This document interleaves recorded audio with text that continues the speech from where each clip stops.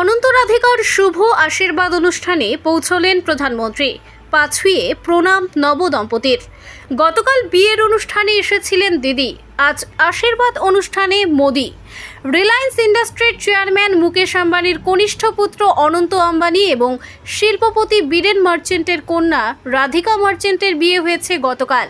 আজ তাদের শুভ আশীর্বাদ অনুষ্ঠান। এই শুভ আশীর্বাদ অনুষ্ঠানে পৌঁছলেন দেশের প্রধানমন্ত্রী নরেন্দ্র মোদি। নবদম্পতি পা ছুঁয়ে প্রণাম করলেন প্রধানমন্ত্রীর। আশীর্বাদে ভরালেন মোদি। 12ই জুলাই অর্থাৎ গতকাল বিয়ের অনুষ্ঠান সম্পন্ন হয় আম্বানি পুত্রের। আজ আশীর্বাদের অনুষ্ঠানেও চাঁদের হাট।